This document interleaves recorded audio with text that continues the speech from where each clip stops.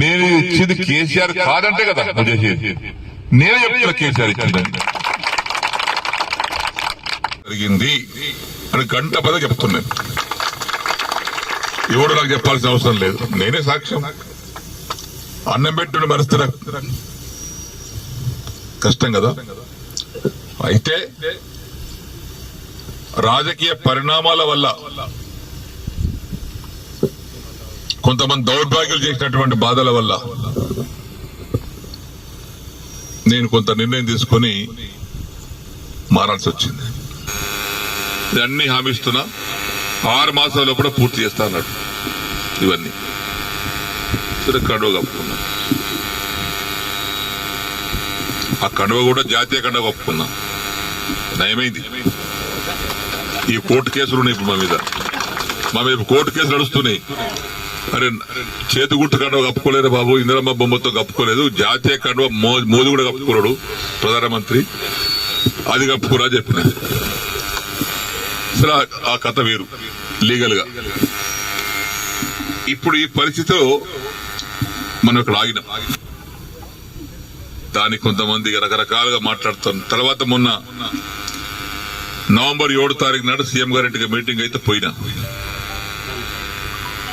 అందరు ఎమ్మెల్యేలకు మాట్లాడుతుంటే మాకు కూడా పిలిచాడు. అది ఫిరాయింపుదారుల ఎమ్మెల్యే మీటింగ్ పెడితే అందరం పోయినాం. మీటింగ్ అయినాక విడివిడిగా మాట్లాడి పోయినాం. పొంగులేటి శ్రీనివాస్ రెడ్డి కూర్చున్నాడు, బట్టివి కూర్చున్నాడు ఆయన పొలిటికల్ ఆ ఛాంబర్లో. నేను పోయి శ్రీనివాస్ రెడ్డి రేవంత్ రెడ్డి గారు లేచాడు, కూర్చోసేనని అన్నాడు. ఒకటి అడిగితే సమాధానం చెప్పినా కూర్చుంటా అన్నా. ఏందన్నాడు, నేను నీకు 21 జూన్ నాడు నాకు కండువ కప్పిన రోజు నాకేమైనా పైసలు ఇచ్చినావా, నన్ను ఏమైనా కొన్నావా, కట్లట్టు వచ్చినా కొన్నావా చెప్పు, నాకేమైనా ఇద్దరు ఉన్నారు, నన్ను ఏమన్నా నా ఎమ్మెల్యేషిప్ కొన్నావా, నన్ను కొన్నావా చెప్పు, నేను అమ్ముడు పోయినా నీకే చెప్పిన. లేదు, పోలేదు, ఇయ్యలేదు. దేనికోసం వచ్చినా, ఈ సమస్యల కోసం వచ్చిన. ఏమైనా అయిందా, ఏం కాలేదా, ఏమైంది, 100 కోట్లు ఎస్డిఎఫ్ ఉంటే 30 కోట్లు ఇచ్చారు.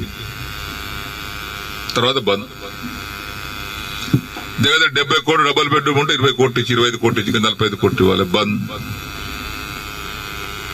పనులన్నీ పేమెంట్ లేక ఆగిపోతున్నాయి. ఆ కాంట్రాక్ట్ పని చేయమంటే పేమెంట్ ఇవ్వమని అంటున్నాడు. దవాఖాన బాన్సుడు బంద్ అయింది, కోర్టు దవాఖాన బంద్ అయింది. సిద్ధపరిచారు వారి కాంట్రాక్ట్ 40 కోట్లు ఇవ్వాలి, వాడు బంద్ చేసిండు. మరి వీటి కోసం వచ్చినాయి కదా నేను. లేదా బట్టి గారు చిన్న దగ్గరికి ఇలా లిస్ట్ మొత్తం తీసుకోండి, ఆ లిస్టు తీసుకొని 2 సార్లు ఇచ్చేయండి, ఒకసారి కాదు కానీ. ఇక పొంగులేటి గారు ఆ లిస్ట్ తీసుకోండి, 2 సార్లు మీరు ఇచ్చేయండి. ఇచ్చిన తెల్లారి ఫోన్ చేస్తే బట్టి లేవట్టాడు, పొంగులేటి లేవట్టాడు. ఏమని చెప్పుకోను నేను. ఇక మళ్ళీ అసెంబ్లీ జరుగుతుంది. జనవరి 4 తారీఖు నాడు ఆ ఛాంబర్ తీసుకుపోయి లోపల తీసుకుపోయి, మీరు చెప్పారు కానీ బట్టి ఇవ్వలేదు, పొంగులేటి ఇవ్వలేదు, నాకు రూపాయి ఇవ్వలేదు. రూపాయి ఇవ్వలేదా, ఇవ్వలేదు. వేమ నరేందర్ రెడ్డి గారు బయట పిలిచాడు. వేమన్నా సీనన్న బాధపడుతున్నాడు, అది ఇంకా పేమెంట్ కాలేదట, నువ్వన్నా మార్చిలో కూడా 3 విడతలు ఇప్పి. సరే సరే ఆయన తీసుకుని ఆయన వెళ్ళిపోయాడు. తెల్లారి వేమ నరేందర్ ఫోన్ చేస్తే ఆయన లేపడు. 50 సార్లు చేసిన, ఒకసారి కాదు 50 సార్లు లేపడు. మళ్ళా మొన్న మార్చిల అసెంబ్లీలో జరుగుతుంటే మళ్ళా పోయారు ఛాంబర్. మన అసెంబ్లీలో కూర్చునే సీటు డబల్ ఉంటుంది అయింది. చెప్పిన ఏది కాలేదండి.